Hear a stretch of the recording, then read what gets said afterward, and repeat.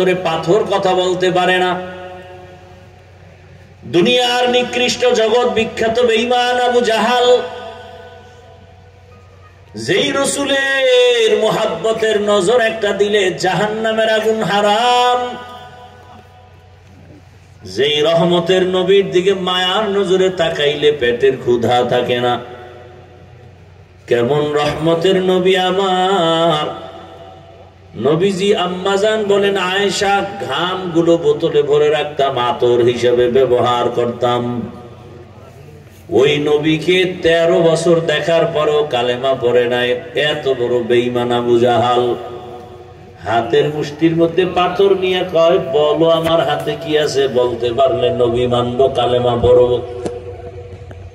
নবীজি জবাব দিলেন, আমি আপনার হাতে কি আছে বলতে পারবো না। বলে কেন? বলে আমি গাইবের মালিক না। গাইবের মালিক কে?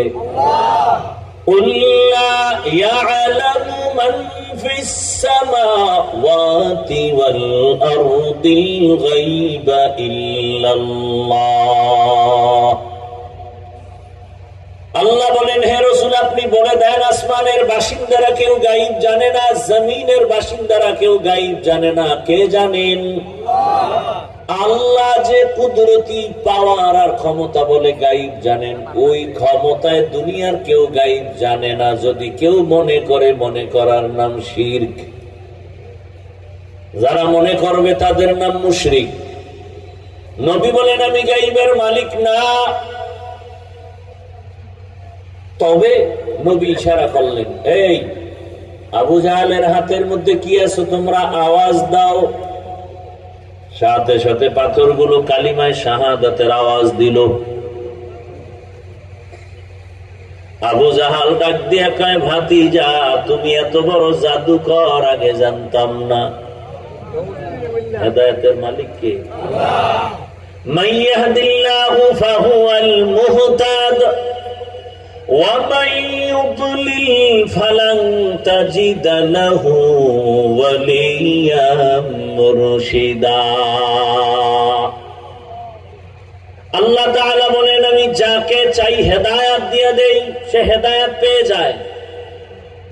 আর আমি যদি হেদায়েত না দেই, হেদায়েত পাবে দূরের কথা, হেদায়েত পাওয়ার কোন মুর্শিদও পাবে না, পথ প্রদর্শক পাবে না।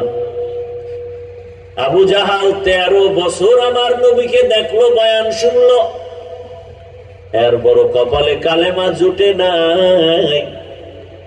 আর অন্যদিকে 27 বছরের যুবক তরবারি নিয়ে দৌড়ায় নবীকে জবাই করার জন্য। কয় বছরের? 27 বছরের যুবক তরবারি নিয়ে যায় নবীকে জবাই করবে। চেহারাটা দেখে তরবারি ফালায় বলেন, রহমতের নবী বেয়াদবি মাফ করে দেন, বুঝতে পারি নাই, আমাকে কালেমা রশি গলায় পড়ায় দেয়। এর নাম হেদায়াত, এর নাম কপাল। 13 বছর বয়ান শুনলো, এক দস্তারখানে খাইলো, কালেমা পড়লো না। আর নবীরে জবাই করতে আসিয়া 27 বছরের যুবক কালেমাওয়ালা হয়ে গেল। এই কপালওয়ালার নাম জানেননি? কি নাম?